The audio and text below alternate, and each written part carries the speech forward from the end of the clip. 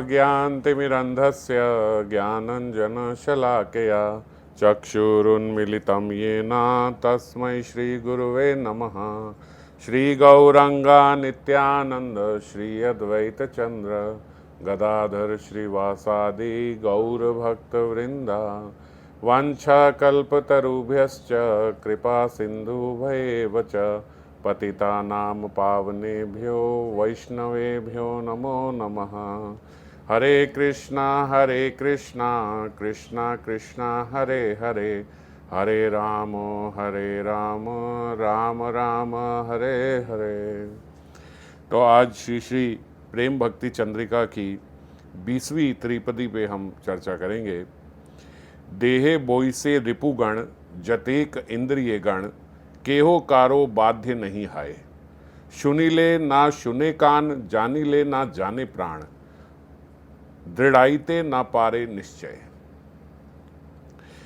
शील ठाकुर महाशय इस त्रिपदी में भजन उन्मुख व्यक्ति की भक्ति में प्राथमिक तौर पे क्या क्या बाधाएं आती हैं वो बता रहे हैं।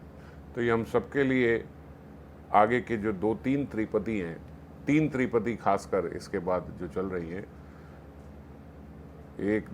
3 जो 3 त्रिपदी हैं ये बड़ी महत्वपूर्ण है हमारे समझने के लिए।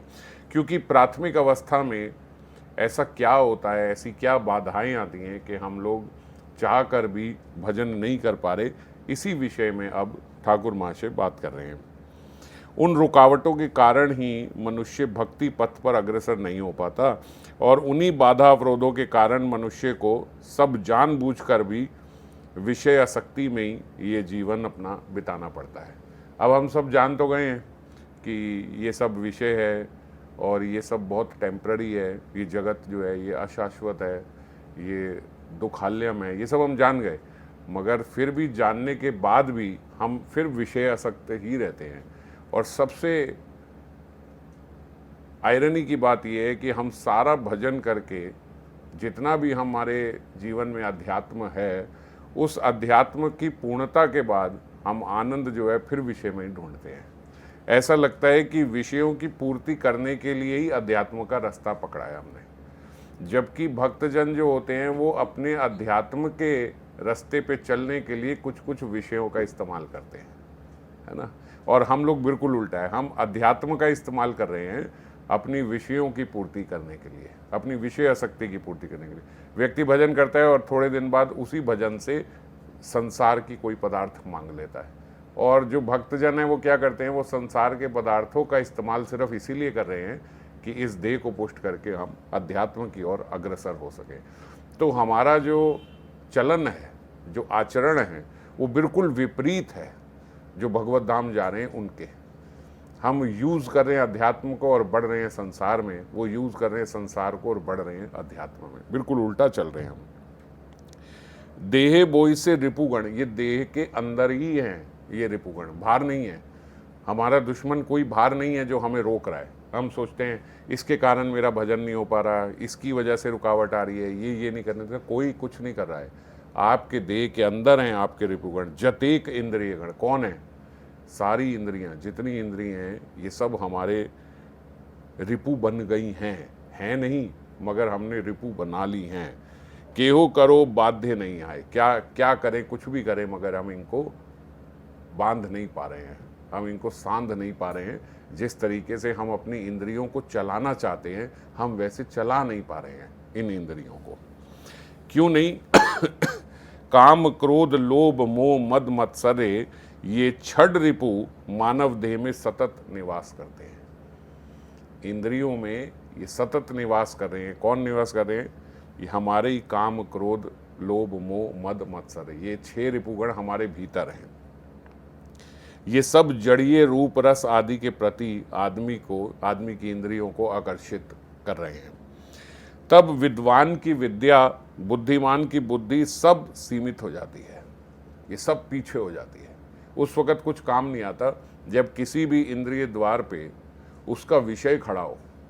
जैसे आँखों के सामने, स्त्री के सामने कोई पुरुष हो, पुरुष के सामने कोई स्त्री हो, पुरुष जिसको बहुत अच्छी लगती हैं गाड़ियाँ, उसके सामने कोई गाड़ी हो, उसके सामने कोई अच्छा घर हो, ये हो, कुछ भी जो भी आंखों को भाता हो, स्त्री के सामने अच्छे कपड़े पड़े हो, शॉपिंग हो, मॉल हो, श्रृंगार का सामान हो, बहुत सारी चीज़ें हैं। किन किन चीज़ों से हम आसक्त हो जाते हैं? तो जो हमारी इंद्रियों के विषय का पदार्थ हमारे सामने आता है, अब हमारे कानों को अगर बहुत अच्छा, यहाँ के जो आजकल सांसारिक गीत हैं ये बहुत अच्छे लगते हैं, तो जहाँ बज रहे हों वहीं पे हमारे कान आकर्षित हो जाएंगे। हर इंद्रिय जो है वो अपने अपने विषय की ओर खिंची चली जाती है। अर्जुन ने कृष्ण से ये प्रश्न किया भगवत गीता के 6 अध्याय के 36वें श्लोक में, अथ केन प्रयुक्त आप पापम, ये देखो, ये अथा केन प्रयुक्त आयम पापम, अथा केन, फिर क्यों, ऐसा क्यों होता है? प्रयुक्ता मतलब इतनी, ऐसा लगता है जैसे कोई धक्का मार रहा है, ऐसा क्यों? अथा केन प्रयुक्ता, कोई धक्का मारता है किसमें? अयम पापम, पाप की ओर।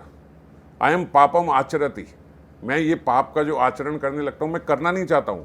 मैं पुरुष का इच्छा नहीं है, पुरुषा अनिच्छन, उसकी कोई इच्छा नहीं है ये करने की, वो समझ रहा है कि ये नहीं करना है, ऐसा नहीं करना चाहिए। अपि विनश्य बलात् इव नियोजिता, बलात्, बलात् मतलब जबरदस्ती, वो चाहता नहीं है, मगर हे वृष्णे ऐसा क्यों होता है, हे कृष्णा ऐसा क्यों होता है कि बलात् एव नियोजिता, वो जबरदस्ती, ऐसा लगता है कोई उसको धक्का मार रहा है, जबकि अविच्छन, उसकी इच्छा भी नहीं है, वो जाना भी नहीं चाहता, फिर भी वो उसकी ओर बढ़ता चला जा रहा है और फिर पाप कर देता है। वो समझ रहा है कि मैंने ये सब सुना है, ऐसा करना ठीक नहीं है, वो नहीं है, मगर जब ऐसा होता है कि इंद्रियों का प्रवाह बढ़ता है, उस ऐसा आकर्षण होता है, तो जो वो सब अपनी भूल जाता है और उसमें लग जाता है। तो अगले ही श्लोक में भगवान उसका उत्तर दे रहे हैं, काम एष क्रोध एष रजोगुण सम उद्भवा, ये काम और क्रोध जो है ये रजोगुण से सम उद्भवा, रजोगुण से ही उदय हुआ है। ये महाशनो महापापम विधे एनम ही वैरी नाम, और यही हमारे जो हैं विधे, इसको समझो कि एनम ही वैरी नाम, ये हमारे वैरी हैं। ये कौन हमारे वैरी हैं? काम। बाबा बोल रहे काम ही है जो फिर क्रोध का भी रूप ले लेता है, ये काम का ही रूपांतरण है। काम को लोग हमेशा ऐसा समझते हैं कि स्त्री पुरुष के पारस्परिक मिलन को ही काम बोला जाता है, वो भी है, मुख्य रूप से काम ये भी है, पर काम का अर्थ कामना या विषय वासना भी है। काम केवल स्त्री पुरुष के नहीं है, काम मतलब कामना, आपकी जितनी भी कामनाएं हैं, आपकी जितनी भी विषय वासनाएं हैं, उसको भी काम बोला जाता है। और यही आगे जाके कामना जो है ये क्रोध में अविरुद्ध हो जाती है, ये क्रोध में कन्वर्ट हो जाती है। जब आपके काम की पूर्ति नहीं हुई तो वो क्रोध का रूप ले लेती है, काम की पूर्ति हो गई तो फिर अगले विषय में काम, फिर अगले विषय में, फिर वो काम लोभ का रूप ले लेता है। व्यक्ति का एक काम बन गया, फिर दूसरा, फिर दूसरे से तीसरा, फिर वो रुकता नहीं है, तो वही काम लोभ में रूपांतर हो जाता है। और जहाँ उसका वो काम रुक गया वहाँ पे वो क्रोध का रूपांतर हो जाता है ना। तो इसीलिए काम के ही अलग अलग ये आगे सब रूपांतरण होते जा रहे हैं। और काम और क्रोध को तो जैसे एक ही का, ये काम एष क्रोध एष, यहाँ बोल रहे हैं कि ये एक ही बात है। केवल क्रोध ही नहीं, अन्य चारों रिपु लोभ मोह मद मत्सर्य भी इस काम के ही रूपांतर है सारे। ये कामना उत्तम भोग्य आदि या धन ऐश्वर्य के प्रति अति मात्रा में आकृष्ट हो, जो जैसे मैंने बताया कि काम एक पूरा हो गया, फिर दूसरा, फिर तीसरा, फिर चौथा, तो ये धन ऐश्वर्य के प्रति अति मात्रा में आकृष्ट हो जाती है। आदमी सोचता है मैं अपने जीवन में 10,000 कमा लूँ, बस हो जाएगा, मेरा गुजारा हो जाएगा। फिर सोचता है 10 नहीं, 40-50 हज़ार हो तो थोड़ा अच्छे से हो जाएगा। फिर सोचता है 50 में भी ऐसा हो ना, कुछ सेविंग भी हो जाए तो थोड़ा अच्छा है, लाख हो जाए तो सही बन जाएगा। फिर जब लाख आने लगता है तो और अलग अलग विषयों की तरफ सारी इंद्रियां भागती हैं, फिर लगता है ये लाख भी कम है, अगर इतना हो जाए ना तो फिर अच्छा रहेगा, फिर इतना हो जाए ना तो मैं ऐसा करूँगा 1 लाख कमाऊँगा, 1 लाख जोड़ूंगा, ताकि थोड़े वर्ष काम करूँगा, फिर थोड़े वर्ष काम नहीं करना पड़ेगा, वो 1 लाख रुपये रहेगा। फिर जब उसके पास हो जाता है तो एक नया प्रोजेक्ट आ जाता है कि चलो ये तो 40 लाख इकट्ठे इसमें लग गया, अब फिर से कुछ ऐसी कमाई करे, अब फिर जहाँ 40 लाख लगाया वहाँ से और कमाई। तो ये लोभ है, इस लोभ का कभी अंत नहीं होता, बिल्कुल ऐसे ही जीव चलता जाता है, चलता जाता चलता है। और अब जहाँ नहीं हुआ, जैसे ही नहीं हुआ वैसे ही वहाँ वो क्रोध का रूपांतर ले लेता है। और ये कामना जब मानव को नश्वर वस्तु में आसक्त किए रहती है, अपने स्वरूप जो उसका है उसकी उपलब्धि नहीं करने देती, तो बाबा बोलते हैं इसका नाम है मोह। फिर ये मोह हो जाता है। अब ये मोह हो गया ना, अब वो अपने स्वरूप से तो बहुत दूर हो गया। उसने शुरुआत में सोचा था मैं धन इसलिए कमा लूँ कि मैं अच्छे से बैठ के भजन कर सकूँ, मुझे पैसों की चिंता ना हो, थोड़ा ऐसा काम बन जाए कि इतने से इतना काम करने पे पैसा आ जाए और मैं भजन कर सकूं। और फिर जब वो बनता चला गया तो ऐसे ऐसे ऐसे ऐसे 1 फैक्ट्री 2 फैक्ट्री, फिर इतने काम में चले गए, अब भूल ही गए कि मुझे भजन भी करना था, भगवान का शुक्रिया भी करना था, कृतज्ञ होना था महात्माओं का, संतों का, सब खत्म।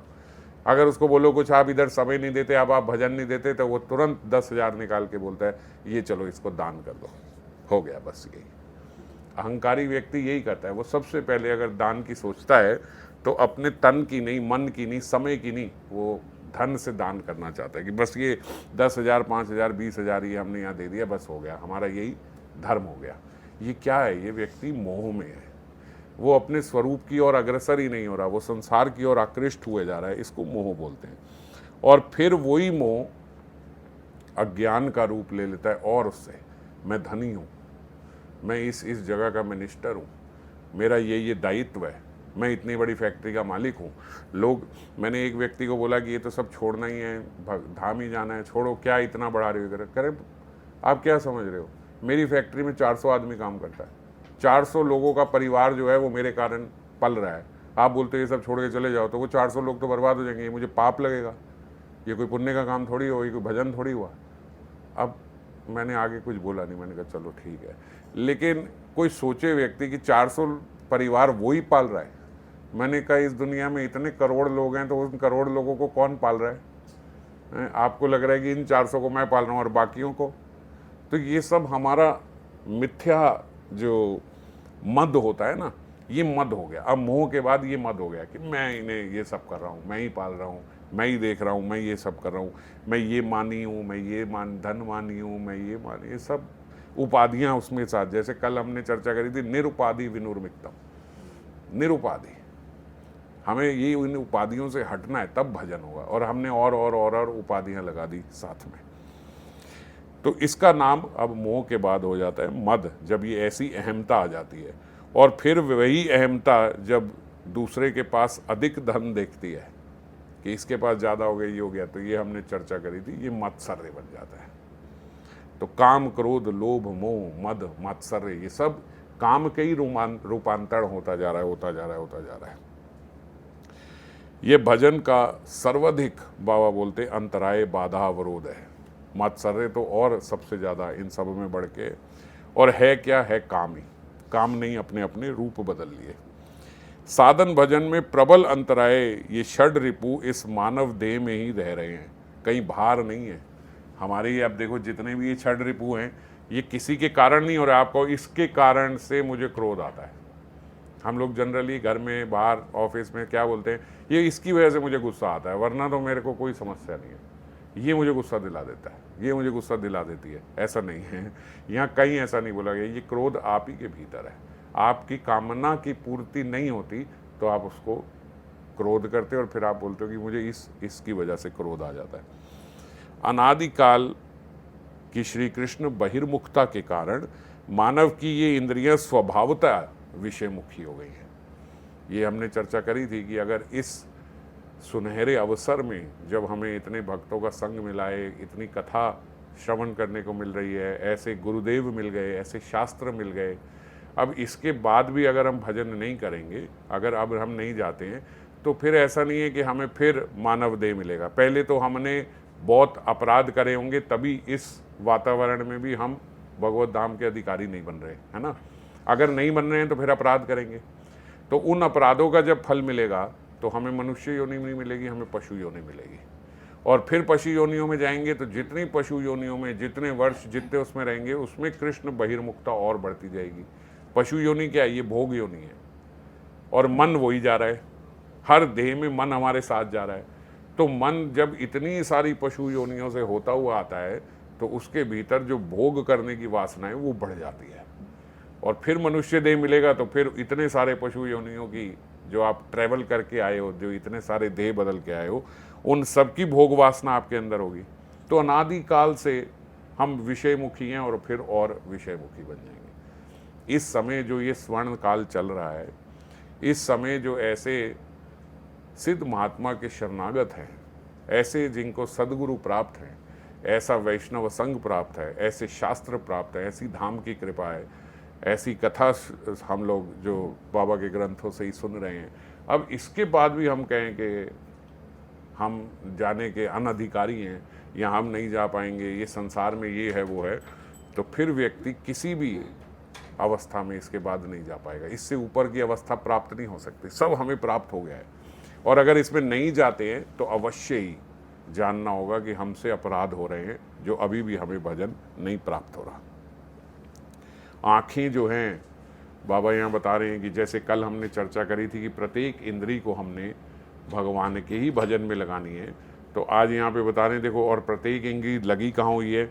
आँखें जो हैं वो सांसारिक रूप सौंदर्य देखने में आविष्ट हैं, निविष्ट हैं। कान जो हैं वो सांसारिक उत्तम संगीत और ग्राम्य वार्ता।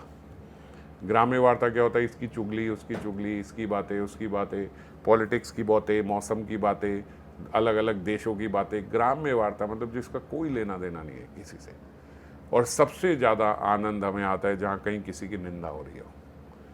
एकदम ऐसा लगता है जैसे भगवान श्री कृष्ण ने जब अपनी लीला सुनी थी वृंदावन की, तो उधर दूर बैठे हुए थे, उन्हें पता लगा मेरे वृंदावन की कथा की बात हो रही है। भगवान एकदम आकृष्ट होके उधर पहुंच गए कि कोई मेरे वृंदावन की बात कर रहा है। ऐसे ही हम हैं, हमें पता लगे कोई किसी की इधर उधर निंदा कर रहा है, हम कहीं भी हों हमारे कान तुरंत वहाँ पहुँच जाते हैं। हाँ, मैं भी बताता हूँ, ऐसा होता है, इसने ये किया था, उसने वो किया था, और बिल्कुल उसमें हम लोग आकृष्ट हो जाते हैं निंदाओं में। जिह्वा जो है वो उत्तम मधुर रस आदि का आस्वादन करने की लोलुप है। एक से एक स्वाद, यहाँ पे ये अच्छा मिलता है, वहाँ पे ये अच्छा मिलता है, यहाँ पे अच्छा मिलता है। वैष्णवों को भी अपने अपने ठिकाने पता है कहाँ पे यहाँ वैष्णव खाना अच्छा मिलेगा, कहाँ यहाँ टिक्की मिलेगी, कहाँ वो मिलेगी। अभी कुछ काफ़ी समय हो गया, 6-8 महीने एक वक्त से बात हो रही थी, तो वो बहुत पहले हमारे साथ थे, 7-8 साल पहले थे, तो वो मिले, तो मैंने ऐसे बोला वृंदावन जाते हो? मैंने कहा हाँ जाता हूँ, महीने में 1-8 बार जाता हूँ।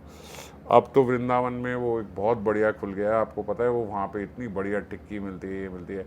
पहले तो बांके बिहारी जाते थे ना टिक्की खाने, अब वहाँ मिलती है। मैंने कहा बोल भी हम क्या रहे हैं और कैसे बोलते हैं, हम बांके बिहारी जाते थे टिक्की खाने तो एक हमारे साथ ही हैं, उनको हम बांके बिहारी गए, दर्शन करके वापस आ गए, तो उन्होंने कहा मैंने अपने जीवन में पहली बार ऐसा किया है कि बांके बिहारी मंदिर गए और टिक्की नहीं खाई।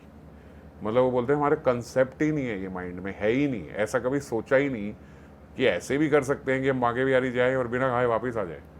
ये तो बड़ा इम्पॉसिबल सी बात है कि ऐसे कैसे हो गया। तो सब हमें वैष्णवों को अपने अपने, हमें अपने अपने, ऐसे नहीं कि हम कहें कि नहीं संसारिक जीव इधर उधर खाता है, हम तो नहीं खाते। हमें अपने ठिकाने पता है कि कौन यहाँ खाएगा वहाँ खाएगा। तो जिह्वा जो है वो लोलुप है उत्तम मधुर रस आदि की, जबकि जिह्वा को लोलुप होना चाहिए भगवत प्रसाद की, महाप्रसाद की। चाहे ठंडा मिले चाहे कैसा मिले, महाप्रसाद मिल जाए। मंदिर में जाएं किसी प्रकार से, अगर ठाकुर जी की कृपा हो जाए तो वहाँ के जो श्री विग्रह हैं उनका हमें महाप्रसाद मिल जाए। ब्रज में जाके हमें ब्रजवासियों की बनी हुई रोटियां कहीं से प्राप्त हो जाए, इस प्रकार का आस्वादन होना चाहिए हमारा, मगर होता अलग है।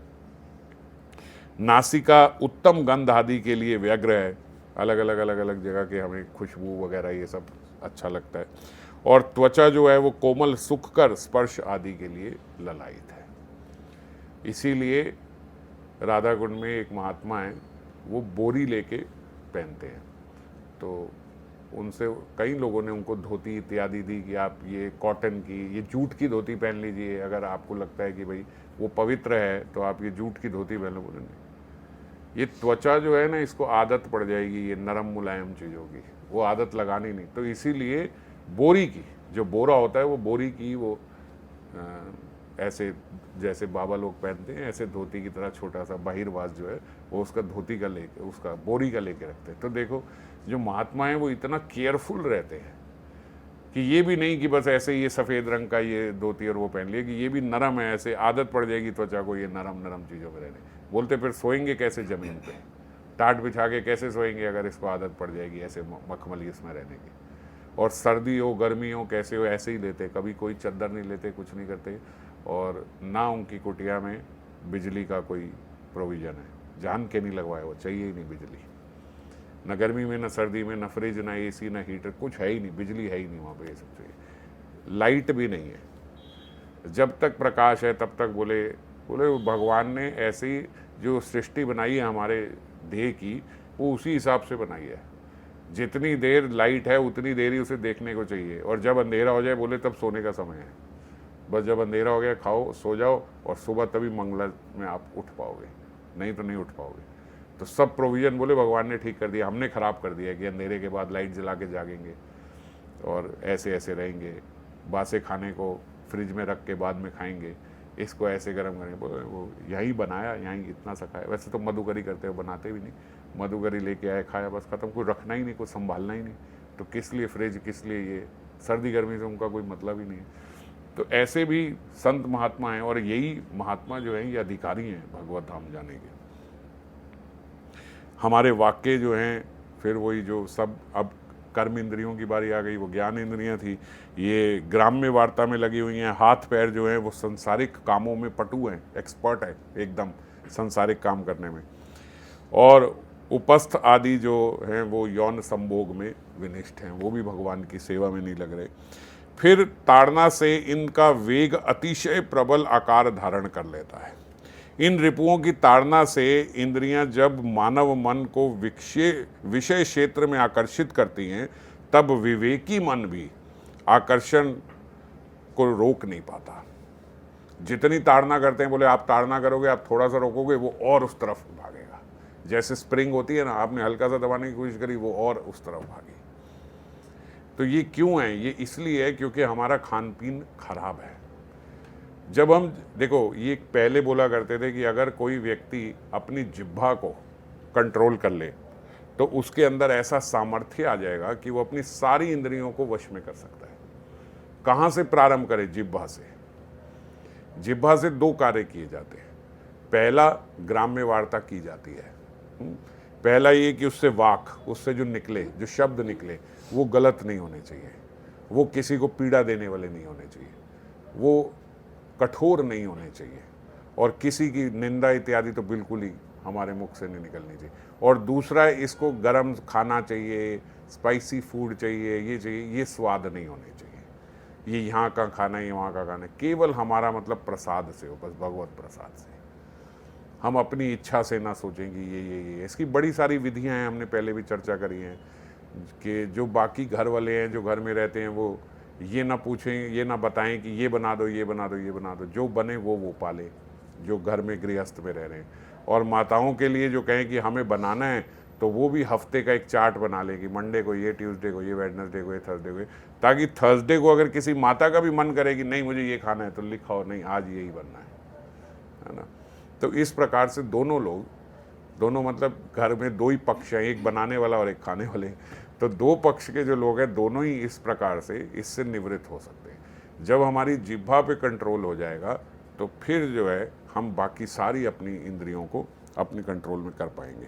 नहीं तो फिर आप ऐसा है कि आप उधर से पकड़ने की कोशिश करोगे, दूसरी इंद्री का वेग बढ़ेगा, इस इंद्री का वेग छोड़ोगे, वो तीसरी इंद्री भागेगी। सबका वेग जितना रोकते हैं उतना तेजी से भागता है। कोहो करे बाध्य नहीं है, क्या करें, बाध्य नहीं होता है, ये बंधता नहीं है। अर्थात काम आदि शत्रुगण इंद्रियों के वश नहीं रहते। इंद्रियां जो हैं वो विवेकी मन की बात नहीं सुनती, मन जो है वो बुद्धि के नियंत्रण में नहीं रहता। इंद्रियां ये जो हैं इनको संचालन कौन कर रहा है? मन कर रहा है। हम बोले मेरा मन कर गया ये खाने का, मेरा मन कर गया आज यहाँ घूम के आते हैं, मेरा मन कर गया आज। महाराज पता नहीं आदमी को कैसा बना देता है मन, वो संडे सुबह सुबह उठता है और 200 किलोमीटर दूर जाके ब्रेकफास्ट करके आता है। क्या कर रहा है? मन ने पागल बना दिया। मन में आ गया वो वहाँ की पूड़ी खानी है, वहाँ का परांठा खाना है, और वो सुबह सुबह उठ के भागता है वहाँ पे। तो ये क्या है? मन है, मन संचालित कर रहा है। मन ने आपके हाथ पैरों को भगाया वहाँ पे चलने के लिए, क्योंकि मन आ गया मुझे उसका स्वाद लेना है। तो इंद्रियों को, इसीलिए इंद्रियाँ इतनी इसलिए चल रही है क्योंकि मन काबू में नहीं है। मन क्यों काबू में नहीं है? मन को काबू करना चाहिए था बुद्धि को, पर बुद्धि भी काबू में नहीं है। इसीलिए किसी का किसी पे नियंत्रण नहीं है, इसलिए सब अपनी अपनी दौड़ में भाग रहे हैं और जीव सुखी नहीं हो रहा है। जीव सुखी नहीं हो रहा। उसका एक इंद्रिय उसको इधर लेके जाती है, दूसरी इंद्रिय बोलती है उधर जाना चाहिए था, दूसरी इंद्रिय उधर लेके जाती है, बाकी 3 इंद्रियां इधर रह जाती हैं, फिर यहाँ जाती है, फिर चौथी इंद्रिय वहाँ भगाती है। ऐसे होता है जैसे एक ही व्यक्ति को उसकी 6 पत्नियां इधर उधर से हाथ पैर पकड़ के खींच रही है। वो इसको प्रसन्न करने की कोशिश करता है, ये नहीं होती, इसको प्रसन्न करने की कोशिश करता है, ये नहीं होती, तो बस आदमी इसी में ऐसा होता है। व्यक्ति सुबह सुबह उठता है, मैं यहाँ की पूड़ी खाने जाऊंगा, 100, 150, 200 किलोमीटर गया उधर पूड़ी खाने, वहाँ पूड़ी खा गया, मज़ा नहीं आया, आज स्वाद है। अब इसकी वो बात नहीं रही।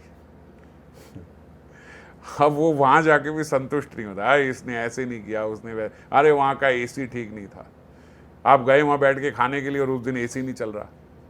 अब क्या है, अब आपकी ये जो त्वक इंद्रिय है, जो त्वचा है, अभी इसको सुख नहीं मिल रहा, इससे पसीने आ रहे हैं। अब खाना जितना मर्जी अच्छा हो, जब तक ये इंद्रिय तुष्ट नहीं हो रही तब तक वो खाना का मज़ा नहीं आएगा, है ना। और खाना तो अच्छा मिल गया, एसी तो चल रहा है, लेकिन बहुत शोर मच रहा है, मेला लगा हुआ है, ये संतुष्ट नहीं हो रही। अच्छा म्यूज़िक होता, लाइट म्यूज़िक होता, वहाँ खाते, कुछ होता, अब वो संतुष्ट नहीं हो रही। अच्छा ये भी ठीक है, शोर नहीं बजा, कुछ नहीं बन रहा, लेकिन पीछे कहीं स्मेल आ रही है एकदम गंदी। अब खाए जाओगे, कहीं स्मेल आ रही है और बहुत अच्छा खाना मिल रहा हो, शौचालय के सामने खा लोगे, अब ये संतुष्ट नहीं हो रही। अब ये संतुष्ट नहीं हो रही तो सब खराब है। तो कहीं आनंद ऐसा होता नहीं कि सारी 6 की 5 इंद्रियों को बिल्कुल वैसा मिल जाए, वो होता नहीं। नहीं तो फिर उसके बाद कर्म इंद्रियां भी है ना।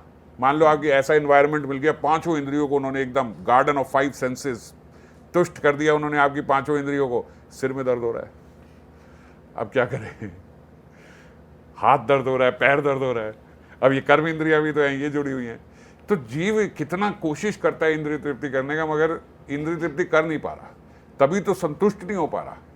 जितने लोग लगे इंद्रिय तृप्ति में क्यों नहीं हो पा रहे, क्योंकि संतुष्ट नहीं हो पा रहे, हो नहीं रही है, सारी इंद्रियां तृप्त हो नहीं रही। कैसे होंगी महाराज? 11 चीजें हैं कल गिनवाई थी, 5 ज्ञान इंद्रियां, 5 कर्म इंद्रियां और 1 मन।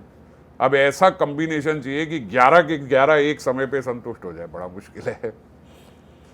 केवल भजन ही है, केवल भजन ही बचता है जिसमें सारी इंद्रियां तुष्ट हो जाती। क्यों? क्योंकि भजन इनकी अपेक्षा नहीं रखता। भजन किया हुआ व्यक्ति स्मरण में चला जाए, उसके बाद कोई स्मेल आ रही है, कोई तेज गाना बजा रहा है, कोई शोर आ रहा है, कोई कुछ हो रहा है, एसी चल रहा है, नहीं चल रहा, गर्मी में सर्दी में, उसको फर्क नहीं पड़ रहा। क्यों? उसका मन उठ गया, यहाँ से मन चला गया उधर, इस जगत से ही उठ गया। तो तभी संभव है बस, अन्यथा ये संभव भी नहीं है इंद्रिय तृप्ति करना और इंद्रियों को तुष्ट कर देना। यहाँ पे भगवान आगे अर्जुन को बता रहे हैं कि क्या क्रम होना चाहिए। इंद्रियानि पारानि अहोर इंद्रिय भया परम मना। अब इंद्रियां जो हैं ये मन के वश में होनी चाहिए, और मनसास्तु परा बुद्धिर, और मन जो है वो बुद्धि के वश में होना चाहिए। और बुद्धि जो है उसको हमारी आत्मा, जो हमारी आत्मा है, हम जाने कि इस बुद्धि से भी ऊपर हम हैं। हम मतलब रियल हम, जो हम आत्मा है ना। तो आत्म मैं हूँ, मैं कौन हूँ? मैं भगवान का अंश हूँ। मुझे ये सब इस जगत के पदार्थ कभी संतुष्ट नहीं कर सकते, ऐसा जान के बुद्धि को निर्देश देने चाहिए। फिर जब ऐसे निर्देश बुद्धि के पास आएंगे तो बुद्धि ऐसे निर्देश आगे मन को नियंत्रण करके रखे, और मन फिर आगे इंद्रियों को नियंत्रण करके रखे। फिर जीव जो है अपने नित्य कृष्ण दास स्वरूप की उपलब्धि कर और उसको जानकर अपने देह इंद्रियां आदि माइकोपादि मात्र को जय कर सकता है। इससे माया को जय कर सकता है। ये लिखा है, जही शत्रु महाजयो महाभवो। जयी हमारी कौन है? ये शत्रु हैं। जयी, जयी मतलब जय कर ली, उसने इस पे विजय कर ली। जय शत्रु महाबहो काम रूपम दुरासादम। ये काम रूप जो है ये दुरासादम है, ये वैसे संभलने वाली नहीं है। इन पे कैसे संभला जा सकता है? जब अपने स्वरूप में हम स्थित हो जाएंगे। तो जीव के अपने स्वरूप के साथ इसका कोई संपर्क नहीं है। इसमें अभिमान स्थापित करना ही बंधन का हेतु है। किसमें? अपने देह में। ये देह में अपना जो हमने संबंध स्थापित कर दिया, अभिमान स्थापित कर दिया कि मैं ये हूँ, बस यही हमारे बंधन का कारण है। अभिमान त्यागने से ही जीवन मुक्ति है। ऐसे अब बाबा बोलते ऐसे तो हमने शत शत उपदेश सुन लिए, आज कौन सा पहली बार सुन रहे हैं, ऐसे शत शत उपदेश सुन लिए पर मानो कान सुनते ही नहीं है। ये जितनी मर्जी बात बोल लो, हमारे कान सुनते ही नहीं।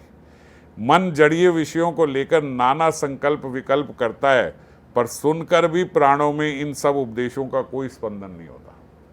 सुन रहे हैं, ठीक है, सुन रहे हैं, मगर इसका प्राण मतलब हमारे हृदय जो है उसमें ये कोई बात जा नहीं रही है।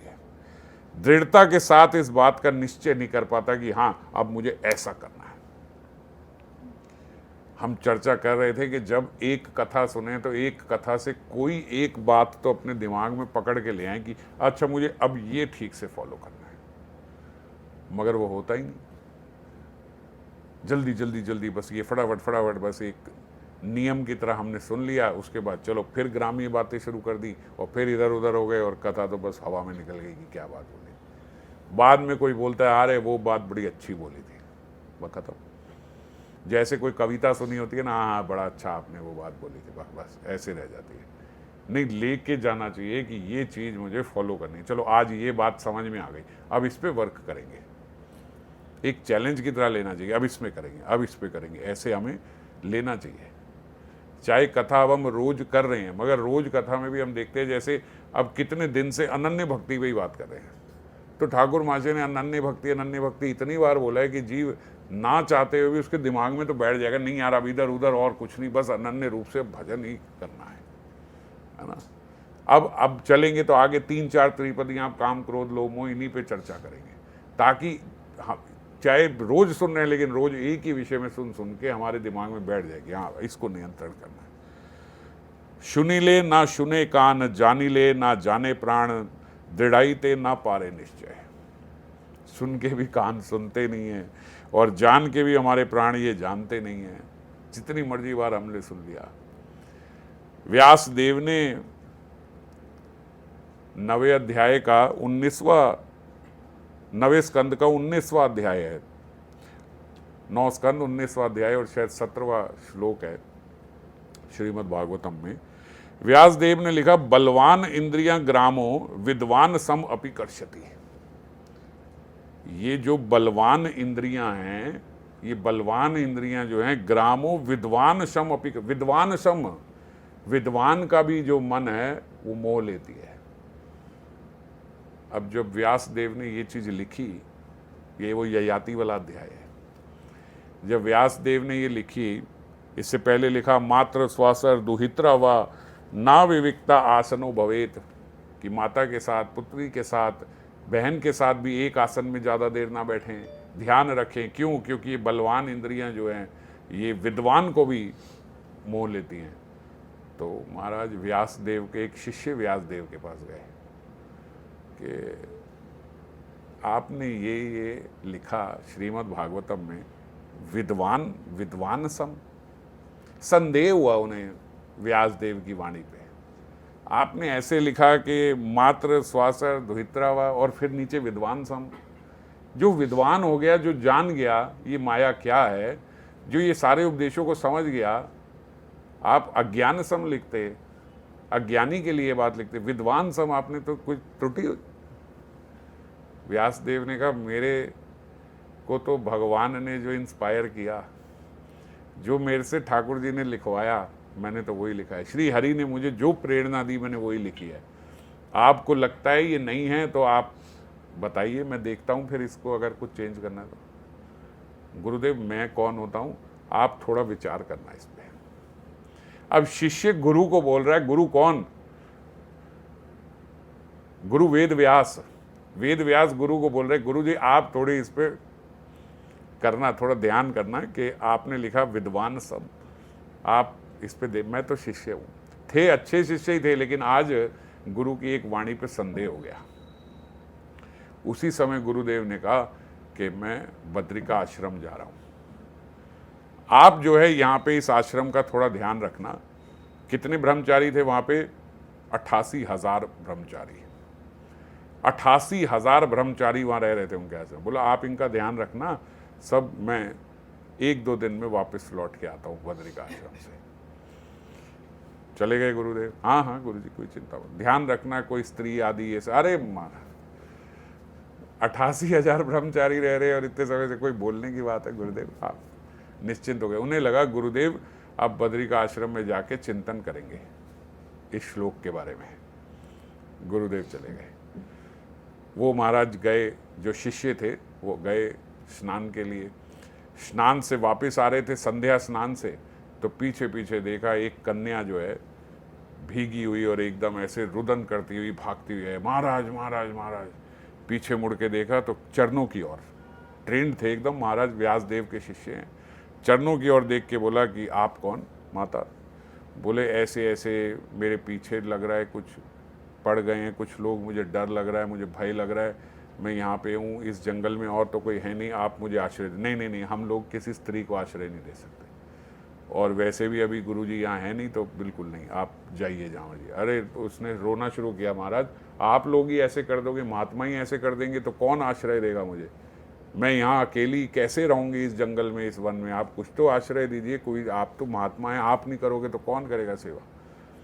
अच्छा चलो, लेके आए एक कुटिया, जैसे सबकी कुटिया ही होती है वहाँ, ऐसे कच्ची सी कुटिया, ऊपर बस ऐसे छप्पड़ वगैरह बस बांस के लगे हुए ये सब। बोला देवी आप इसके अंदर अपना दरवाज़ा बंद कर लीजिए, और यदि मैं भी आऊँ और आपको बोलूँ कि ये द्वार खोल दो तो खोलना मत, आप अंदर बंद रहिए। ठीक है जी। वो अंदर वहाँ बैठ गई।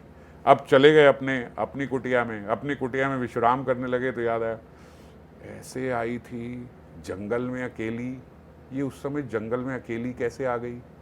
जंगल में कैसे कोई कन्या आ जाएगी? और मैंने इनका नाम तो पूछा ही नहीं, कम से कम नाम तो पूछ लेता कि कौन है।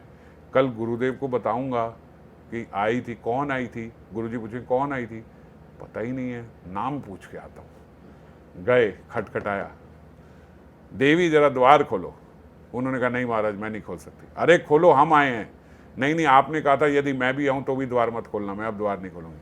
अरे सुनो, खोलो, हमें आपका केवल नाम पूछना है। नहीं नहीं महाराज आपने मना किया था, मैं नहीं खोलूँगी। अरे केवल आपका परिचय पूछना ही करना। नहीं नहीं महाराज आपने बड़ा, मैं अब नहीं जान रही हूँ कौन है कौन नहीं, मगर जब आपने ही अगर मेरी सहायता करी थी तो आपने ये निर्देश दिया था कि मैं भी आऊँ तो द्वार मत खोलना, मैं द्वार नहीं खोलूँगी। चले गए वापस अपनी कुटिया में। अब क्या है, जब कुटिया में गए तो फिर मन में आया ऐसा क्या है कि खोल भी नहीं रही है, कुछ तो बात होगी। अब क्यों? क्योंकि मन भाग रहा है उस तरफ, मन आकर्षित हो गया, मन भाग रहा है, क्या होगा, ये होगा वो होगा, ऐसे तो नहीं होगा, कोई ये होगी वो होगी, नहीं नहीं जाके पूछना, ऐसे हम कैसे किसी को छोड़ दें भाई, ऐसे तो हम नहीं छोड़ सकते। गए, हेलो देवी खोलो। देवी ने कहा महाराज क्षमा करना, आप कुछ भी करो मगर मैं द्वार तो नहीं खोलूंगी। अब कहाँ तक ले जाता है काम, छत पे चढ़ गए महाराज, छत तोड़ के नीचे गिर गए चप्पड़ फोड़ के। देवी बोली ये आप क्या कर रहे हो? बोले पहले अब मुझे आपके बारे में जानना है, आप हो कौन, बस, और हमें कुछ नहीं चाहिए, ब्रह्मचारी लोग हैं, हमें ये सब नहीं, हमें बस जानना है आप कौन है। हम ये हैं, यहाँ से आई हैं, इस गांव से हैं, ये हैं वो हैं ये। अच्छा, विवाह हो गया आपका? अब एकदम तुरंत से विवाह हो? नहीं विवाह तो नहीं हुआ, हमारा भी नहीं हुआ। करोगी? उन्होंने कहा हमारा करेंगे जब होगा सब, अगर हमसे ही कर लो तो। हमारा मेरा तो सौभाग्य है, अगर आप जैसा वर मिल जाए तो मैं कर लूँगी, क्यों ना इसी समय कर लें। उन्होंने कहा ठीक है महाराज, लेकिन मेरी एक शर्त है। क्या? बोले वहाँ नदी के किनारे एक देवी का मंदिर है, आप हमें, अब रात्रि का समय है, कोई देखे ना कुछ ना हो, ऐसे आपकी भी बेइज्जती हो सकती है, आप अपना मुंह काला करके और हमें अपने कंधे पे बिठा के वहाँ लेके जाओ, तो हम वहाँ आपको अपना वर मान लेंगे। अब सोचा सब तो सो ही रहे हैं इस समय, कौन जाग रहा होता है, कर लेते हैं मुंह काला, रात हो रही है। अपने हाथ से ही महाराज अपना मुंह काला किया, घुटने के बल बैठे, उसको अपने कंधे पे उठाया, रात्रि के समय उसको उठा के देवी के मंदिर लेके गए। जो ही उतारा, एक थप्पड़, दो थप्पड़, 5 थप्पड़ मारे। वो साक्षात व्यासदेव थे। व्यासदेव उतर के 5 थप्पड़ लगाए होंगे। बोला ये देखा, तुम्हें संदेह हो रहा था उसमें कि विद्वान क्यों लिख दिया इसमें, विद्वान सम कैसे लिख दिया, अब बताओ। महाराज क्षमा करो, अपराध हो गया मेरे से, आपकी वाणी पे संदेह किया। तो काम ऐसा है, इसीलिए श्रीमद् भागवतम में लिखा है विद्वान सम अपि कर्षति।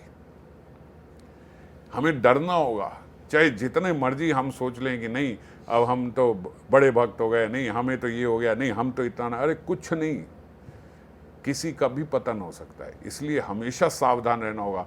मुझे अध्याय का भी श्लोक याद नहीं है, मगर श्रीमद् भागवतम का ये श्लोक है, उसमें लिखा है कि जीव को कैसे रहना चाहिए, अच्छे से अच्छे साधक को कैसे रहना चाहिए। बोले ऐसे रहना चाहिए कि जैसे एक शिकारी जिंदा शिकार पशु पकड़ के अपने घोड़े में बांध के जब लेके जा रहा होता है ना, तो हर समय उसकी नज़र उस पर रहती है, क्योंकि शिकार जिंदा है, कभी भी निकल के भाग जाएगा। वो निश्चिंत नहीं हो जाता उसको पकड़ने के बाद, हमेशा चिंतन में रहता है कि वो छूट ना जाए। तो बोले जो साधक है वो चाहे कितनी भी ऊंची अवस्था पे पहुंच जाए, हमेशा उसका ध्यान अपने आचरण की तरफ हमेशा होना चाहिए। कभी भी मेरा पतन हो सकता है, हमेशा अपने आचरण पे ध्यान रखे, अपने खान पीन पे ध्यान रखे, अपने व्यवहार पे ध्यान रखे, कहीं मुझसे अपराध ना हो जाए, कोई अपराध हो गया फिर नीचे गिर जाऊंगा। तो इसीलिए बोला सुनी ले न सुने कान, जानी ले न जाने प्राण, दृढ़ाईते ना परे निश्चय। दृढ़ नहीं होता है हम निश्चय में, अपने निश्चय में दृढ़ हुए और दैन्य भाव से रहे। ये क्या हुआ, दैन्यता की हानि हुई। गुरुदेव को बोला, गुरुदेव विद्वान सम लिख दिया आपने, खुद को विद्वान समझ लिया, गुरुदेव को अज्ञान समझ लिया, ज्ञानी की समझ नहीं रहे। तो इसलिए बड़ा सावधान होकर चलना पड़ेगा, हमेशा दैन्यता के साथ। 10 वर्ष 20 वर्ष 50 वर्ष पूर्व भी हो जाए, आप जितनी मर्जी अवस्था पे पहुंच जाओ, तब भी पतन की अवस्था से वैसे ही डरना चाहिए जैसे पहले दिन डर रहे थे, कि कभी भी हो सकता है। ऐसी अवस्था में हमेशा रहें, ऐसी दैन्यता में रहें, तभी ये इंद्रिय के वेग को रोक सकते हैं, अन्यथा संभव नहीं है इंद्रियों के वेग को। तो आज इतने ही, कल फिर आगे चर्चा करेंगे। जय राधे।